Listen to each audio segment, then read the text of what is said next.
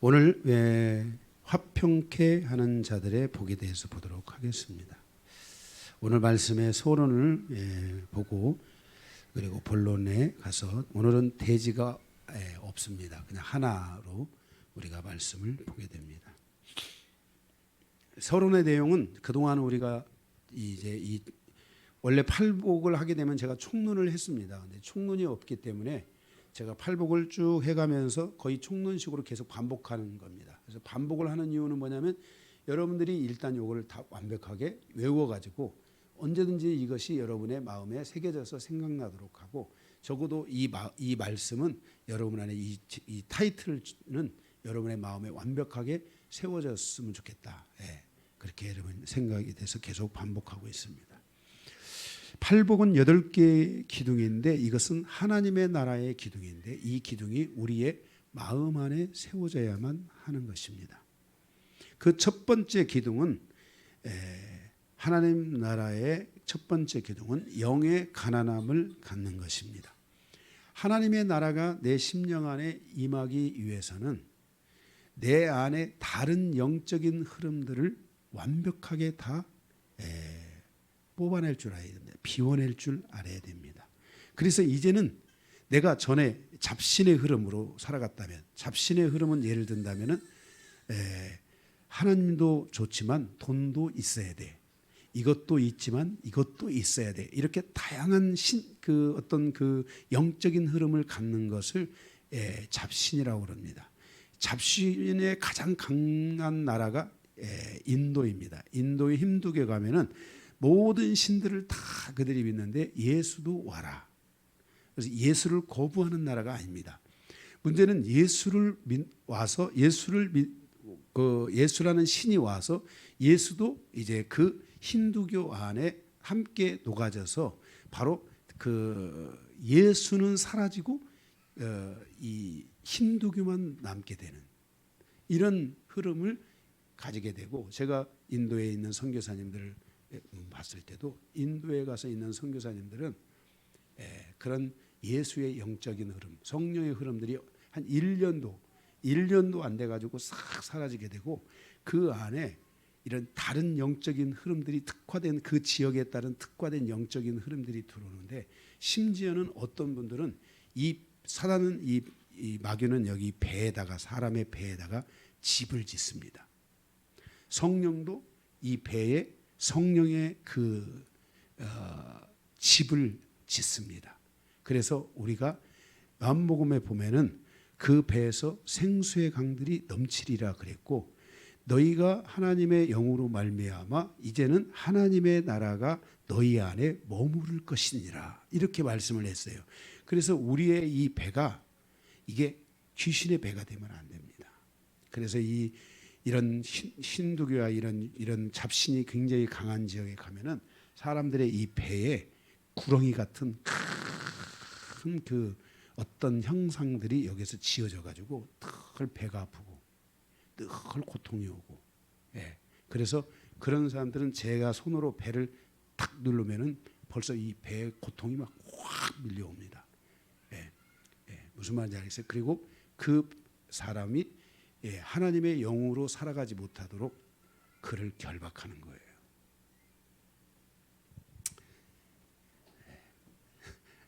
갑시다. 자, 이건 별로 이렇게 주일 아침에 이런 것들은 별로 중요한 게 아니에요. 그래서 여러분들이 배라고 하면은 배에서부터 이 가슴 이 정도까지를 우리가 배라고 하는데, 여기가 항상 맑아야 됩니다. 노래가 있어야 됩니다. 여기가 상처가 있으면 안 됩니다. 여기에 열이 발생하면 안 됩니다. 열이 발생하면, 장에 열이 발생하면 비장과 유장으로 가게 되고 심장까지 올라와서 뇌로 가게 되면은 이 사람은 위험해집니다. 의학적으로 실제. 그래서 이 배가 이 열을 받으면 안 됩니다. 항상 이 배가 가벼워야 되고 편해야 되고. 그래서 여러분들이 이런 배가 공격받지 않도록 하기 위해서 여러분들이 항상 하나님의 말씀으로 살아가고 하나님의 영으로 살아가는 시간이 있어야 돼요. 그래서 이런 다른 영적은 우리는 눈에 안 보이지만은 눈에 안 보이던 다른 영적인 흐름이 존재한다는 걸 알아야 됩니다. 그것들을 여러분들이 비워내셔야 됩니다. 그래서 이걸 비워내게 되면 비워지는 만큼 하나님의 영을 담고 하나님의 말씀을 담을 수 있게 됩니다. 하나님의 말씀을 담고 하나님의 영으로 충만케 될 때 바로 그 하나님의 영과 말씀과의 영적인 교류가 이루어지게 돼요. 묵상이 이루어지게 돼요. 하나님의 말씀이 생각나요. 말씀이 내 심령으로부터 올라오는 일들이 생겨지는 거예요. 할렐루야. 말씀은 여기에 지식으로 기록하는 게 아니라 마음에 새겨지고 마음에 머물러야 돼요. 전에는 성령이 일시적으로 임했지만은 에레미야 33장 16절입니까? 거기에 보면 뭐라고 말씀하셨냐면 이제 하나님의 말씀을 너희 마음에 기록하리라. 할렐루야. 이렇게 말씀하셨어요. 그래서 하나님의 말씀이 마음으로 다가와야 돼요. 마음으로. 이 생각에 달아놓으면은, 그런데 이제 문제는 뭐냐면 마음에 담은 과정을 통해서 마음에 새겨진 이 말씀, 마음의 은혜를 받은 이 말씀이 나의 사고 안에 이게 이제는 기록이 돼야 돼요. 차곡차곡 저장이 돼야 돼요. 생각은 저장하는 것이지 기록하는 것이 아니에요. 기록은 마음에 해야 되는 거예요. 그래서 여러분들이 말씀을 받을 때 마음으로 받은 말씀은 아무리 많은 말씀이라도 다 생각에 기록이 돼요. 안 잊혀져요. 할렐루야. 그런데 지식으로 기록해 놓은 성경 말씀은 잊어버려져요. 기록한 거는 노트를 열어야지 아는 거지 열지 않으면 몰라요. 그래서 여러분들이 하나님의 말씀에 마음의 은혜를 크게 받은 분들은 영원히 말씀이 잊혀지지 않는 거예요. 마음으로 은혜를 받아야 돼요. 그 상태가 영의 가난함이 올 때 가능해진다는 거예요. 두 번째 하나님 나라의 기둥은 애통하는 마음인데 영의 가난함을 통해 하나님의 영과 말씀의 교류가 시작될 때, 말씀의 움직임이 시작될 때 하나님의 영이 이 말씀이 나의 감정과 생각과 의지들을 만져주시기 시작한다는 거예요. 나의 생각에 잘못된 것을 만져주고 내 감정에 오염된 것들을 만져서 풀어주시고, 그리고 나의 그 의지에 하나님의 의지 아닌 내 의지로 살아갔던 것을 풀어주심으로 하나님의 의지를 갖게 함으로 인해서 내 안에 하나님의 인도하심에 대한 계획하심에 대한 것들이 깨달아지고 느껴지기 시작하고 그것을 통해서 회개가 일어나는 은혜가 있게 되는 거예요. 이렇게 이 내면의 세계가 이렇게 풀어질 때 내 안에 이 풀어지는 상태를 바로 애통하는 상태라고 하고, 이 애통하는 말씀을 듣고 회개하고 말씀을 듣고 깨닫고 말씀을 듣고 애통하는 마음이 올 때 그때 하나님이 오셔서 위로해 주시는 거예요. 할렐루야. 그래서 문제가 하나씩 하나씩 풀어지는 은혜들이 있어지게 되는 거예요. 아멘. 세 번째 하나님 나라의 기둥은 온유한 마음이에요. 이 온유함은 주님의 성품인데 따라서 온유한 성품은 개나 말처럼 훈련으로 만들어지는 게 아니에요. 사람은 훈련으로 되는 존재가 아니에요. 사람은 훈련으로 되는 존재가 아니라 사람은 뭐예요? 이해하고 또 기다리고 사랑하고 아끼고, 하나님의 말씀을 통해서 의로 교육, 양육해주고 이러면서 그 양육이 나에게 깨달음으로 오는 것이지, 너 그거 그렇게 안 하면 안 돼 하고서는 팍 놓고 막 그것을 두드러 패고 아마 그냥 세상 말로 조져보세요. 자식들을 갖다가. 그러면 그 자식은 조져서 죽는 거야. 절대 변화가 안 되는 거야. 그렇게 해서 변화될 것 같으면은 우리는 그렇게 다 해야 돼. 그렇게 되는 게 아니에요. 인간은. 아멘. 그래서 스파르타식의 교육이 효과를 거두는 것 같았지만은 사실은 그 교육이 결국 얼마 길게 하지 못했어요. 그래서 우리의 삶은 이렇게 훈련으로 자꾸 뭔가를 훈련으로 하려고 하고 막 말 훈련시키듯이 개 훈련시키듯이 막 해가지고 이렇게 하는데 절대 안 돼요. 그게. 애들은 사랑으로 성령의 음성으로 소리로 이렇게 부드럽게 아멘 이렇게 가르쳐야 돼요. 응? 세연아 이렇게 조용히 다 가르쳐도 아이들은 다 들어요. 어른들도 들어요. 막 승질내면서 해야 되는 게 아니에요.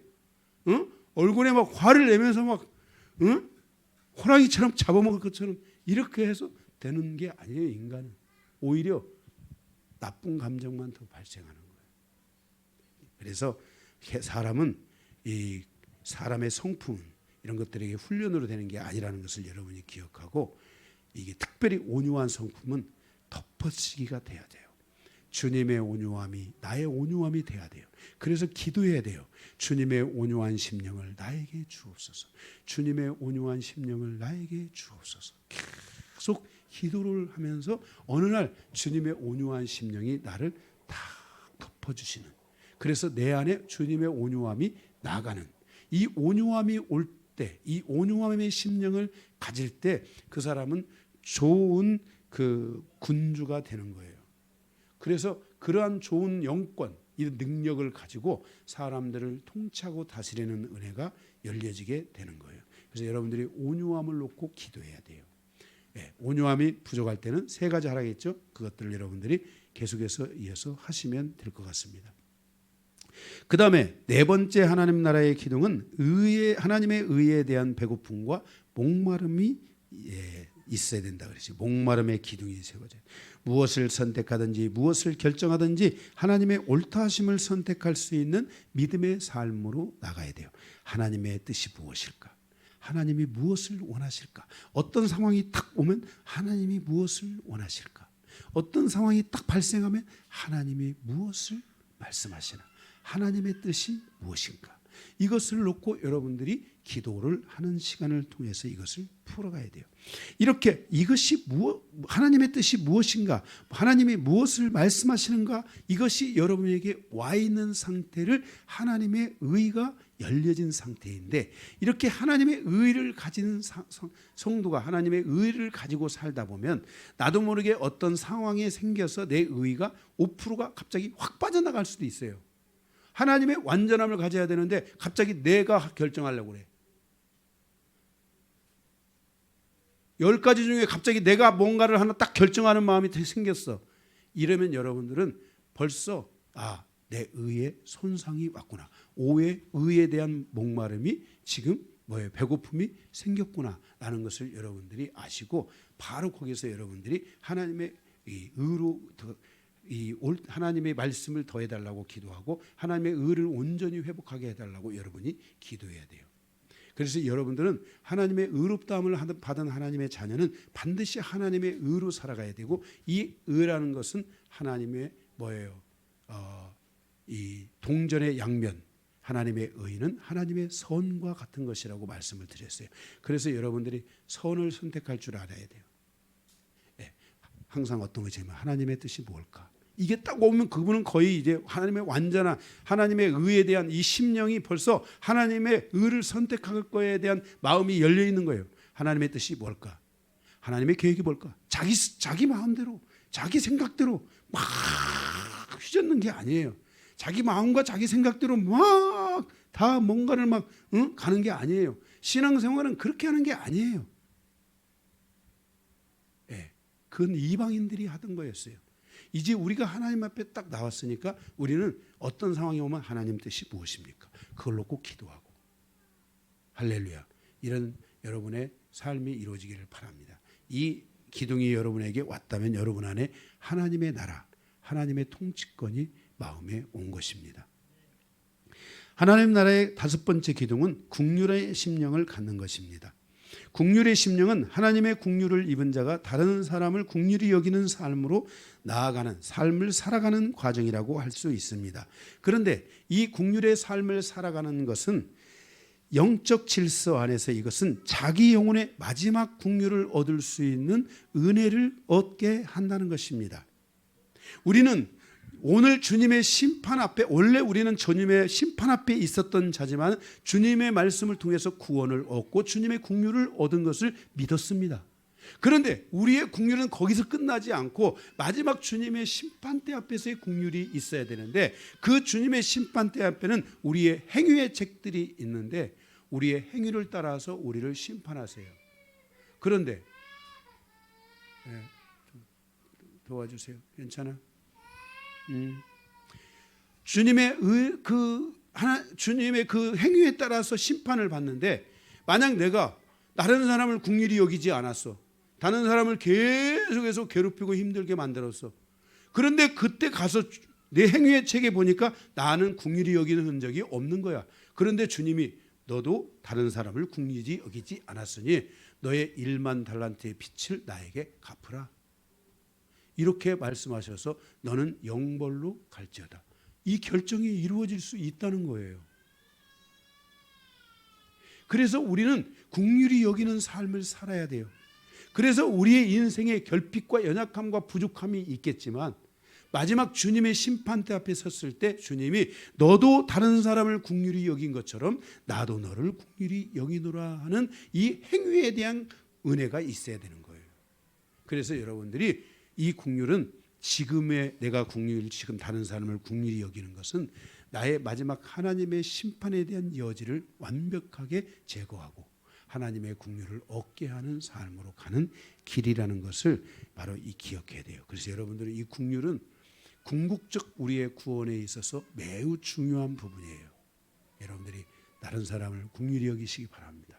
오늘도 여러분들이 그래서 거기 보면 70번씩 7번 용서하라 뭐 이런 여러 가지 이야기들이 많이 나와 있어요. 그 속에요. 자, 여러분들이 옆에 있는 분들을 바라보시면서 제가 당신을 긍휼히 여깁니다. 다 용서합니다. 다 지웁니다.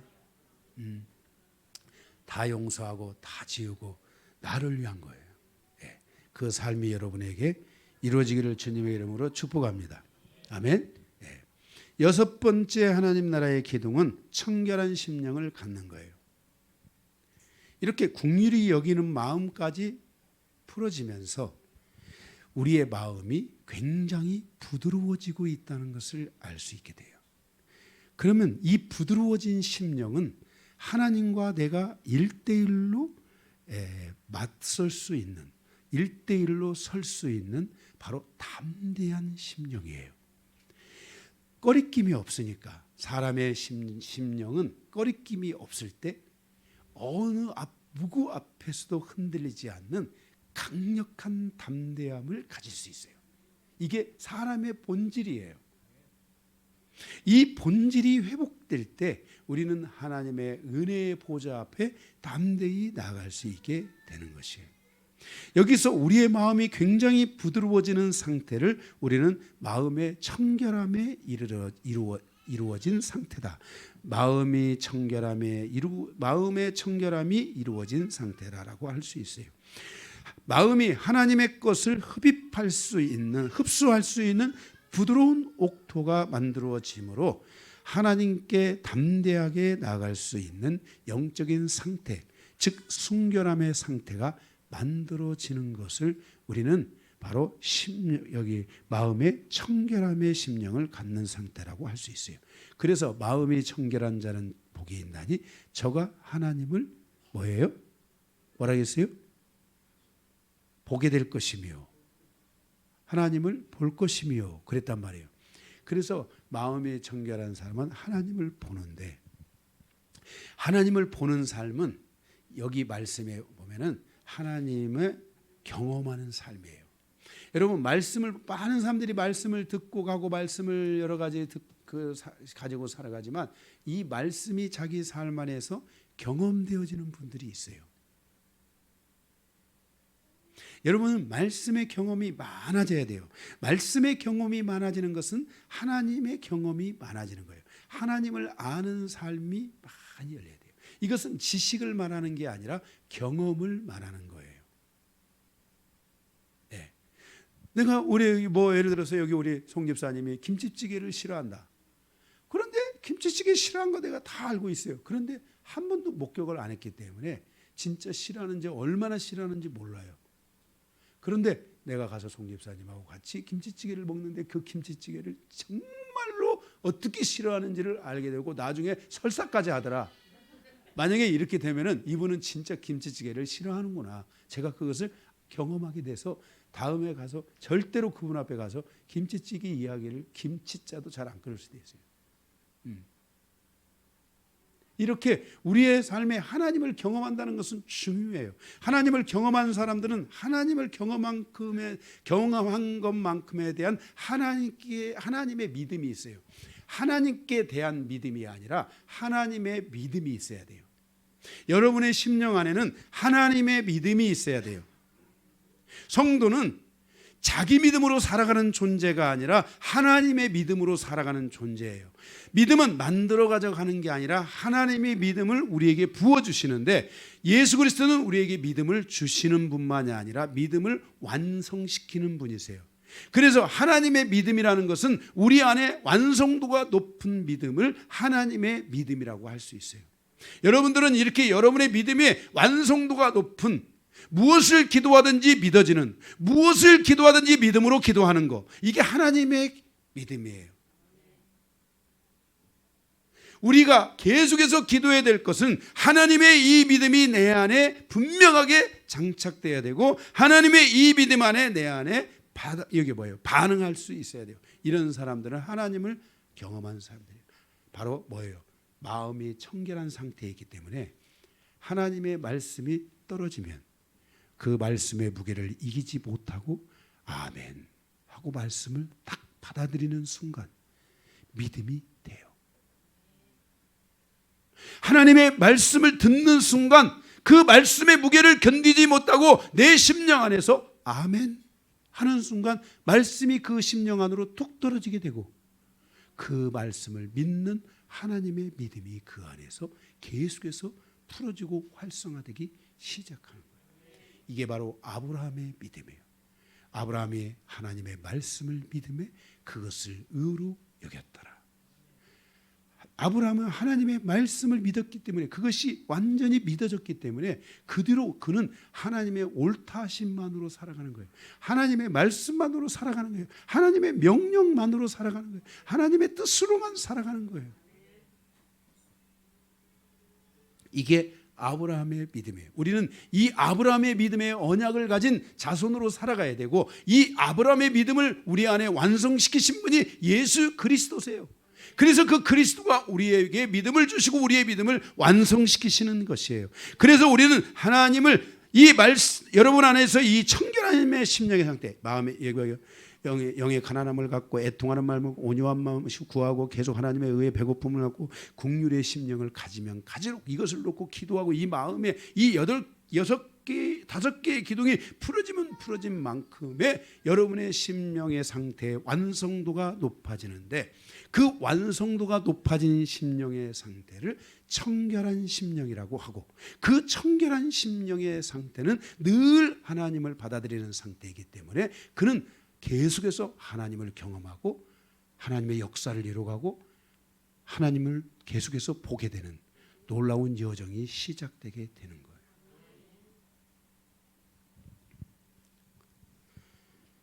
이 경험이, 이 은혜가 열리기를 바라고, 이런 은혜가 많아질 때, 하나님을 보고 경험하는 은혜가 많아지게 될 때 그는 하나님을 본 만큼, 경험만큼, 하나님을 아는 만큼 하나님을 경외하게 되는 거예요. 여러분 안에 하나님을 경외하는 마음이 많기를 바랍니다. 하나님을 경외하는 사람은 동전의 양면과 같이 하나님을 사랑하는 마음도 있지만 하나님을 두려워하는 마음을 갖게 돼요. 여기서 경외감이란 무언가를 무서워서 두려워하는 것이 아니라 너무너무나 사랑하고 그분을 너무너무나 공경하기 때문에 오는 바로 두려움이에요. 그래서 우리는 하나님께 대한 두려움이 있어야 돼요. 무서움이 아니라 두려움이 있어야 돼요. 그 말은 다른 말해서 하나님께 대한 경외감이 있어야 돼요. 그래서 말씀이 떨어지면 즉각적으로 아멘. 하나님 그렇습니다. 하나님 그렇습니다. 우리가 사람 앞에서도 높은 자가 그 사람을 좋아하고 그 사람을 조금 더 경외한다면 사람 앞에서도 네 그렇습니다. 네 그렇게 하겠습니다. 네 그렇게 하겠습니다 라고 우리가 할지언데, 어찌 우리가 하나님을 경외하지 못하여 하나님 앞에가 그 잘못된 심령으로 살아간다면, 우리의 언행이 잘못된 삶을 살아간다면 얼마나 그것이 성도로서의 이게 합당치 않은 마음인지 우리는 알 수 있어야 돼요.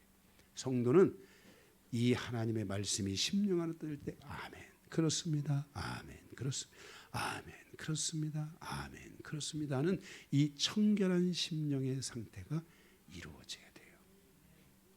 그 사람은 다시 말해서요, 하나님을 많이 경험하기 시작해요. 말씀을 많이 경험하기 시작돼요. 이렇게 이제 이 경외감이 그 심령 안에 오게 되면, 이렇게 준비된 영혼을 우리는 이렇게 6가지의 심령이 준비된 영혼을 우리는 하나님의 아들들이다. 그래서 하나님의 이 7번째 기둥은 하나님의 아들들은 어떤 삶을 사느냐라는 질서예요. 이것은 화평케 하는 자는 하나님의 아들이다라는 이 개념보다도 하나님의 아들들은 어떤 삶을 사느냐 하는 것이 7번째, 8번째예요. 하나님의 아들들은 8번째 가면 의를 선택하기 때문에 핍박을 받을 수 있어요. 하나님의 아들들은 뭘 선택해요? 모든 것에서 하나님의 의를 선택해요. 그러니까 뭐가 와요? 핍박이 와요. 다시 말해서 핍박이 와도, 생명의 위험이 와도 그들은 하나님의 의를 선택하는 자다. 이게 하나님의 아들들이다라는 거예요. 그래서 오늘 7번째 말씀, 7번째와 8번째 말씀은 같은 비슷한 말씀인데, 바로 이 하나님의 아들들은 어떤 삶을 사느냐? 바로 화평케 하는 삶을 사는 자들이다 라는 거예요. 그래서 여러분들이 하나님 나라의 7번째 기둥으로 여러분은 화평케 하는 자의 삶, 다시 말해서 하나님의 아들들의 삶을 여러분들이 살아갈 수 있어야 돼요. 이 화평케 하는 자라는 말은 헬라어로 에이로노포이오스라는 말인데, 이것은 화평을 만드는 자들이다라는 뜻이에요. 에이레네 뭐예요? 에이레네인데 이건 에이로노포이오스라는 말이에요. 이것은 적을 사라지게 하는 그것뿐만 아니라 그 단계를 더 뛰어넘어서 이제 뭐냐면 화평을 만드는 자들이다. 이것은 뭐예요? 이제는 앞에 화평을 선두에 서서 끌고 화평을 이룸으로 말미암아 이제는 제자의 삶을 살아가는 사람들, 또는 하나님의 아들들로서의 삶을 살아가는 자들이다라고 말씀을 할 수 있다는 것이에요. 화평을 만든다는 것은 모든 영적 상황을 종식시키고 한 사람 한 사람의 영혼을 회복시켜서 하나님의 아들들로 세워가는 거예요. 어떤 사람의 어떤 영혼에게 있는 영적인 것들을 완벽하게 종결시킬 줄 아는 자, 영적인 문제를 풀어줄 줄 아는 자, 그 사람들의 영적인 변화와 개혁을 이끌어줄 줄 아는 자들이 하나님의 아들들이고, 그들이 바로 예수의 제자들이고, 요한복음 15장에 보면은 그들이 바로 예수의 동역자들이에요. 여러분은 예수의 동역자들이 다 되셔야 될 줄로 믿습니다. 모든 성도는 이 화평케 하는 영성이 이루어져야 돼요. 가정에 가서도 내가 하나님의 아들들이 돼야 돼요. 그래서 가정에 계속 화평케 하는 은혜가 계속해서 가정 안에 이 풀어질 수 있도록 도와줘야 돼요. 내가 가서 인내하겠다. 내가 가서 이 모든 것을 새롭게 하겠다. 우리 가정을 하나님이 원하는 화평케 하는 하나님의 아들들로 세워가겠다. 이런 여러분들 안에 은혜가 가정 안에 풀어지기 시작하면은 바로 그분을 통해서 가정은 이제 화평케 되는 역사가 있게 되고, 이 화평케 되는 역사가 오게 되면 적이 사라질 때, 적이 사라지게 하는 은혜가 올 때 길이 열리는 거예요. 자, 우리 옆에 얘기해 주세요.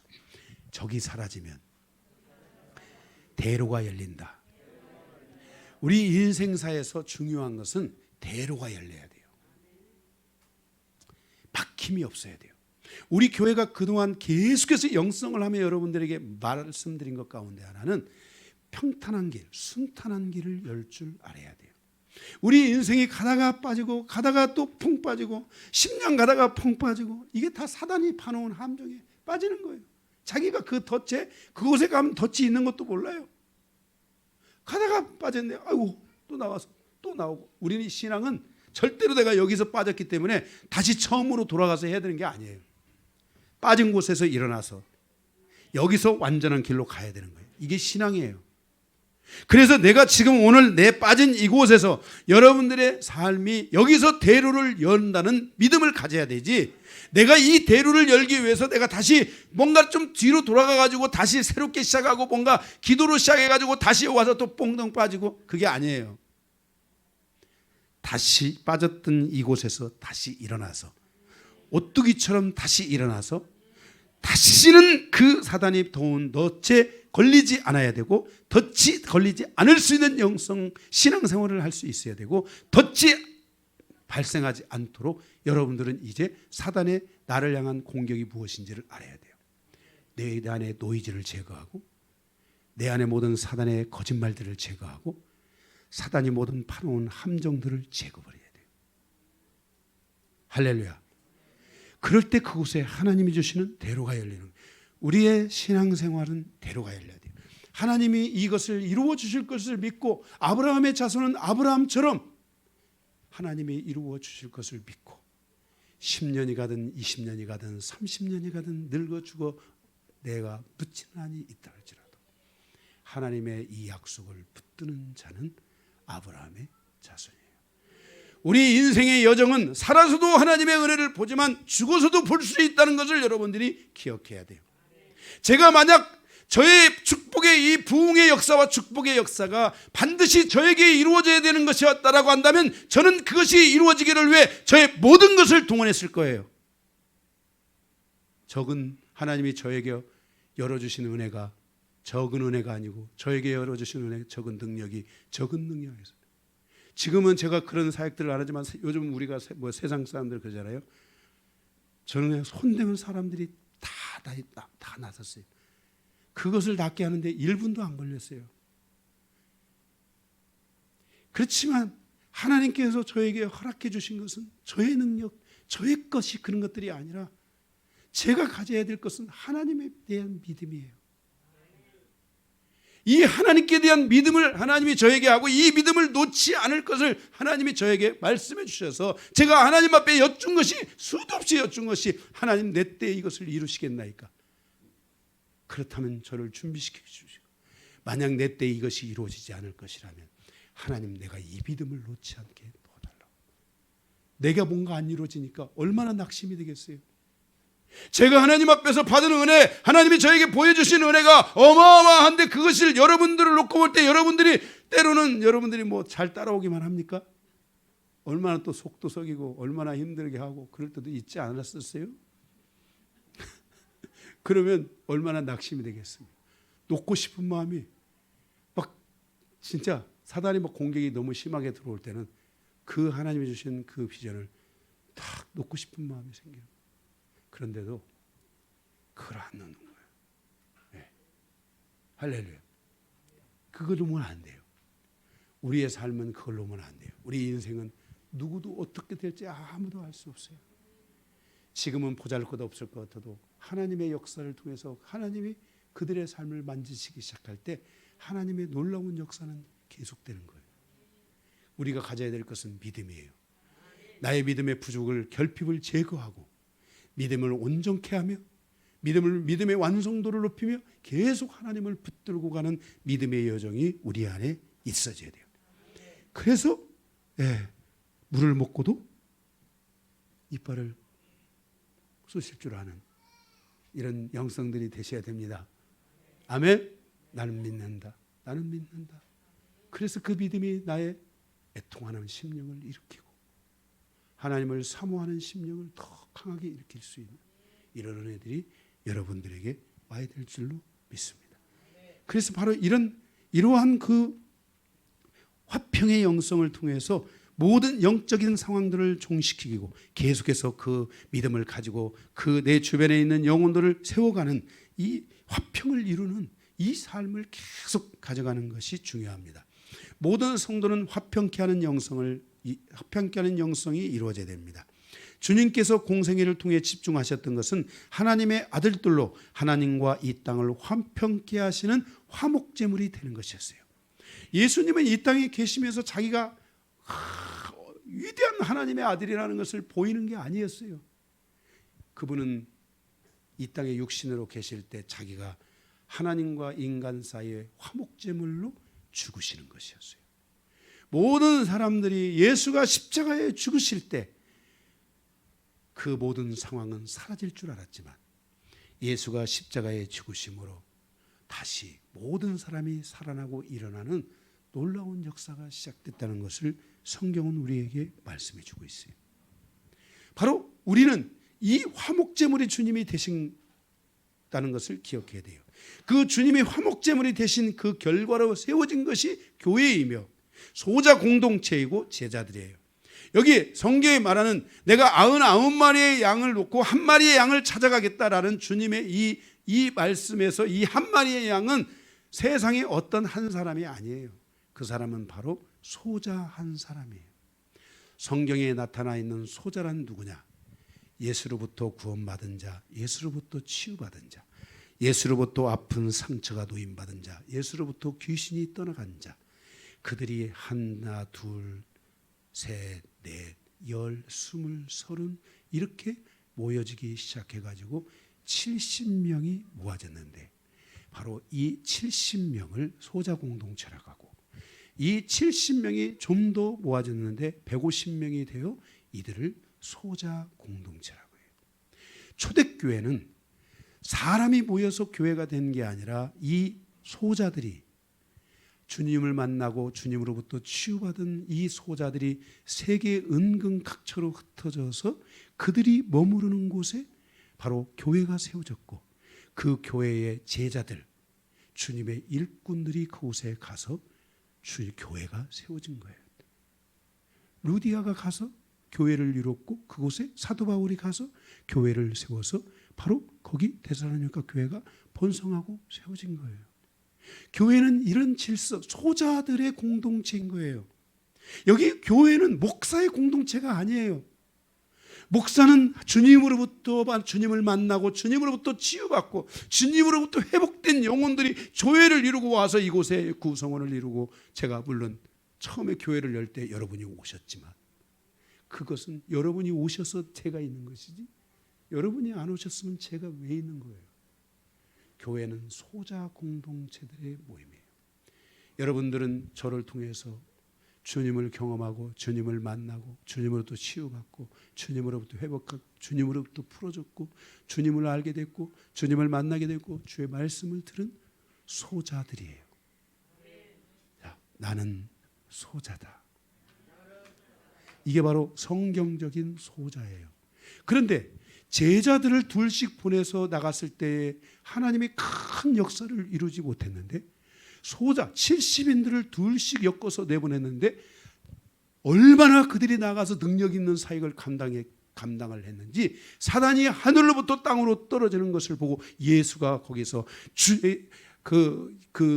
하나님을 찬양하면서 그 소자들이 이룬 역사를 찬양하는 거예요. 그것을 본 제자들이 와서 그러는 거예요. 예수님, 저들이 가서 가만히 우리 따라와야 되는데 저들이 가서 손을 대니까 귀신들이 나가고 막 능력이 나가고 그런데 저들 좀 자제하게 해달라고 우리 쪽팔려서 어떻게 사역하겠냐고 그러는 거예요. 그러니까 예수님께서 제자들에게 만약에 이 소자 하나를 네가 소자 하나를 뭐라고 하죠? 그거를 실족한다면 차라리 너의 목에다가 연자매도 빠져서 죽어라. 이렇게 주님이 말한 거예요. 이게 바로 소자예요. 주님께서 화목제물이 되어서 세우신 것이 바로 교회, 소자 공동체이고 바로 제자들인 거예요. 그래서 누가 더 높으냐가 아니에요. 교회 문제는. 하나님이 세우신 소자 공동체를 질서 안에 잘 이끌어서 하나님의 거룩한 공동체로 세워가는 것이 제자들이고 소자들은 그 교회의 중심이 되고 기둥이 되어서 하나님의 역사를 그 땅에 이루도록 하나님이 하시는 거예요. 그러면 능력은 더 누구에게서 나가느냐? 우리는 제자들에게서 더 큰 능력이 나가는 걸로 생각하지만 아니에요. 하나님은 여러분들에게 더 큰 능력을 주시고 하나님은 여러분들에게 더 큰 물질을 주시고 하나님은 여러분들에게 더 큰 위대한 역사들을 이루어 주셔서 여러분들이 그것을 가지고 세상으로 나갔을 때 하나님은 여러분을 통해 놀라운 영광을 드러내고 놀라운 영광을 받으시고 사단이 하늘로부터 땅에 떨어지는 역사도 일어날 수 있다는 것을 믿으셔야 돼요. 이게 교회예요. 이게 바로 이 공동체, 이것을 위해서 예수님께서 화목제물, 첫 제물이 주님이 되셨어요. 에베소 1장 4절 5절에 보면 곧 창세전에 그리스도 안에서 우리를 택하사 우리로 사랑 안에서 그 앞에 거룩하고 흠이 없게 하시라고 그의 기쁘신 뜻대로 우리를 예정하사 예수 그리스도로 말미암아 자기의 아들들이 되게 하셨다. 이게 교회예요. 그래서 여러분들 소자들은 하나님의 아들들이에요. 할렐루야. 하나님의 아들들이에요. 여기서 제자들이 또 나오는 거예요. 그래서 예정이란, 여기서 예정하셨다 했는데 예정이란 하나님 아버지의 의지를 말하는데 하나님의 아들들을 세우기 위한 그 강한 의지를 가지고 예수 그리스도를 보내주셨다는 거예요. 그리고 사도 바울은 로마서 8장 19절에 피조물에 고대하는 바는 하나님의 아들들이 나타나는 것이니라 라고 말씀했어요. 종말의 시간으로 치달아갈 때 모든 세계는 예수 그리스도를 통한 구원을 얻게 됩니다. 그때 하나님의 아들들이 세워지는 것이 중요하고 그 하나님의 아들들이 세워지는 것이 하나님의 뜻이에요. 그래서 지금의 교회는 소자들이 세워져야 되고 바로 그 하나님의 아들들이 많이 세워져서 교회 안에서 교회를 통해서 하나님의 놀라운 역사를 이루어가는 주역들이 바로 교회 안에 존재할 수 있어야 돼요. 바로 이들의 특징이 영성의 과정을 통해서 화평케 하는 사역을 감당하게 된다는 거예요. 그래서 진정한 성도는 화목의 대사로 살아가게 된다고 말씀했어요.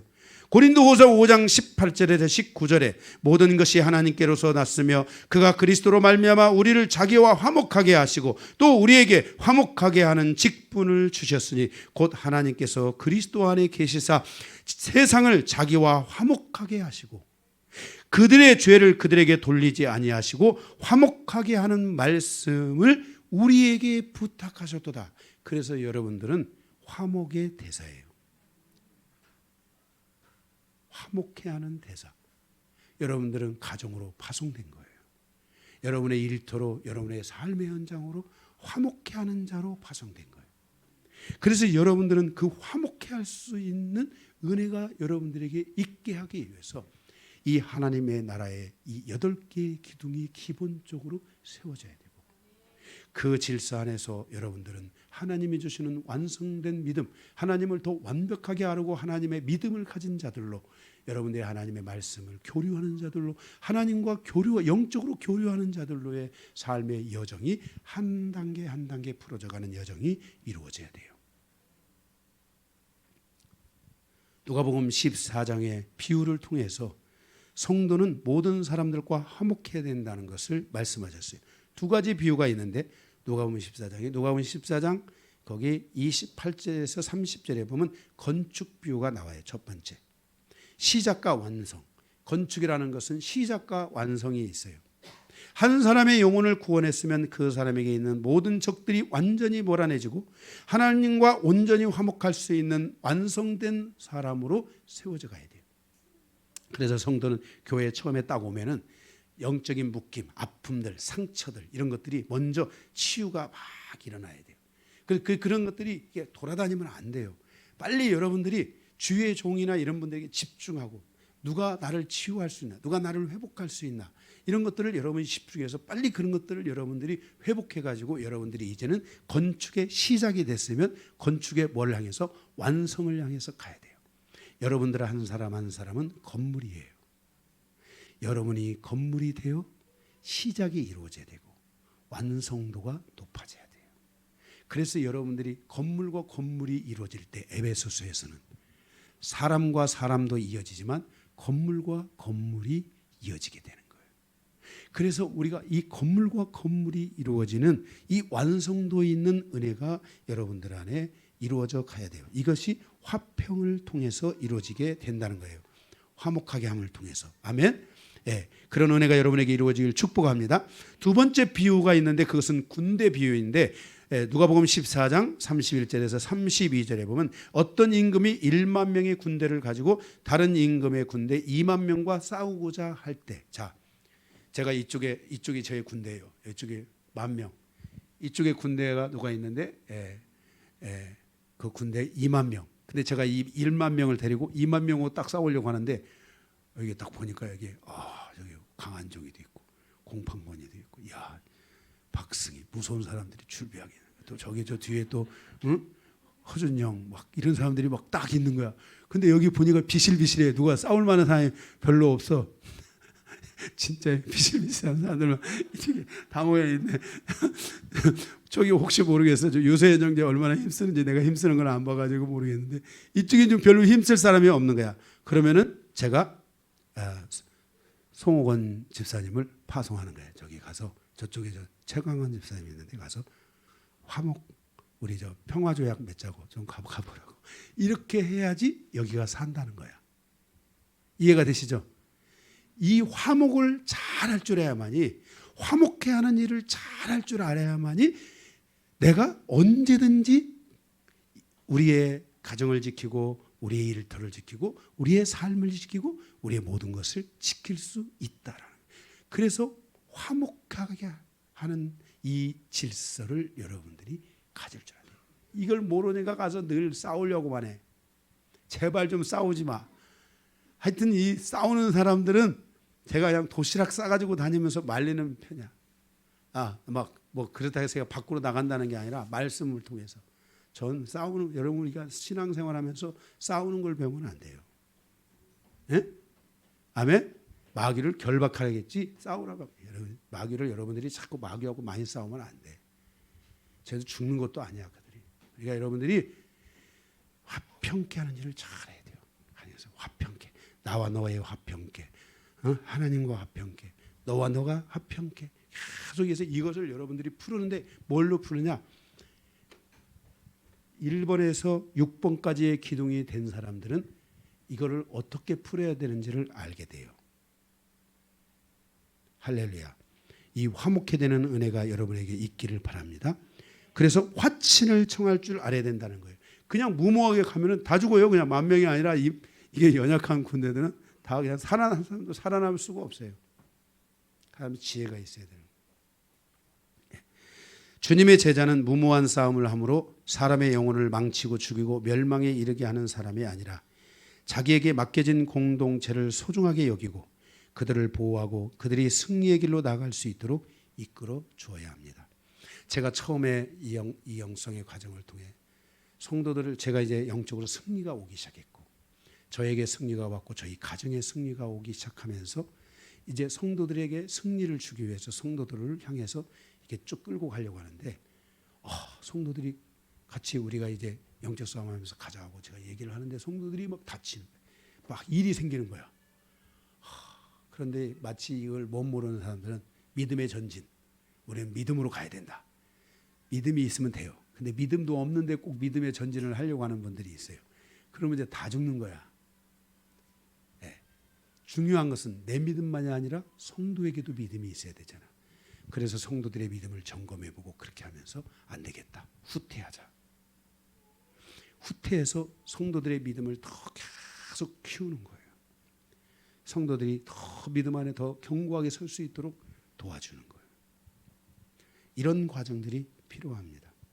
그래서 우리의 궁극적인 방향은 성도들이 믿음의 길에서 승리할 수 있도록 가정에서 일터에서 승리할 수 있도록 영적인 그 경쟁력을 갖출 수 있도록 세상이라는 것은 우리가 만만한 곳이 아닙니다. 그 속에 가서 우리의 경쟁력이 있어야 돼요. 어떤 상황에 놓아도 그것을 이겨낼 수 있는 능히 이길 수 있는 경쟁력이 우리 믿음 안에 있어야 돼요. 그렇지 않으면 우리는 그것을 향해서 세상과 타협할 수밖에 없어요. 세상이 요구하는 대로 타협하고 물러서고 알았습니다. 그렇게 할게요. 하고 그냥 세상이 원하는 대로 따라갈 수밖에 없어요. 그렇게 하고 우리가 교회를 돌아올 때 얼마나 우리는 힘든 시간을 또 가져야 됩니까? 방황합니까? 네, 여러분들이 영적 경쟁력을 갖는다면 그렇게 하지 않아도 되는 것입니다. 교회는 다양한 영혼들이 모여서 하나의 공동체를 이루게 됩니다. 그들이 위로는 하나님과 화목하고 아래로는 서로가 화목할 수 있는 심령이 될 수 있도록 그래서 진정한 영적 승리를 가져올 수 있도록 도와줄 수 있어야 됩니다. 이렇게 인내의 시간을 가지고 한 덩어리 수의 공동체를 만들어가는 사람이 하나님의 아들들이며 이렇게 인내함을 통해 한 사람 한 사람의 영혼을 세워갈 줄 아는 사람이 바로 하나님의 아들들입니다. 그들이 가지고 있는 진정한 무기는 화목해야 하는 무기인 것입니다. 화목의 사역을 통해 모든 적들을 진멸하고 공격받지 않을 수 있는 영혼들로 세워가는 것이 하나님의 아들들이 가져야 되는 사명입니다. 그래서 우리 교회는 그런 하나님의 아들들이 돼서 우리의 일터가 공격받지 않도록 보호할 수 있어야 되고, 우리의 가정이 공격받지 않을 수 있도록 보호할 수 있어야 되고, 우리의 삶이 공격받지 않을 수 있도록 우리는 그렇게 나아갈 수 있어야 됩니다. 교회는 이 막중한 사명을 가지고 어떻게 하면 하나님과 화목하고, 어떻게 하면 서로가 서로 화목하며 가정 안에서 가족이 화목할 수 있는 환경을 만들어 갈 것이냐, 이 방향성을 가지고 교회는 기초적으로 기도할 줄 알아야 됩니다. 그리고 그것을 돌파할 수 있을 때는 돌파하고, 물러설 수 있을 때는 물러서서 계속해서 주님의 시간들을 구해야 합니다. 그래서 우리 성도님들이 때로는 강경하게 어떻게 나갈 때 제가 이렇게 물러서는 것은 그 사람을 위해서 물러서는 겁니다. 제가, 여러분 그 애화가 있잖아요. 아이가 뭔가 손에 꽉 쥐고 있는데 안 풀려고 그래. 그럼 제가 가서 풀면 그 아이 손은 아파지는 거예요. 네, 아파지는 거예요. 성도 손을 아프게 하지 않기 위해서 피하는 거예요. 왜? 아니까. 그런데 그런 피하는 시간들이 많아지면 안 돼요. 돌파가 많아져야 돼요. 자꾸 계속. 그러면 그건 어떻게 하느냐? 여러분의 믿음에, 하나님의 믿음, 믿음의 완성도, 말씀을 붙드는 힘, 이런 것들에 여러분들이 달려있다는 것을 기억하고 여러분들이 그렇게 나가실 수 있어야 됩니다. 화목의 사역을 통해 적들을 진멸하고 공격받지 않을 수 있는 영혼들로 세워가는 것이 하나님의 아들들의 사명입니다. 모든 성도는 이 일에 부르심을 받았고 이 일에 대하여 천국의 대사들이다. 그래서 여러분들은 화목해 하는 대사다. 그 화목하게 하는 일을 너희에게 주님이 맡겼다라고 주님이 말씀하고 있습니다. 화평케 하는 자는 복이 있나니 저가 하나님의 아들들이라 일컬음을 받을 것이며, 여러분들이 하나님의 아들들이라 일컬음을 받을 수 있는 놀라운 그 믿음의 여정이 이루어지시기를 주님의 이름으로 축복합니다. 말씀 마치겠습니다.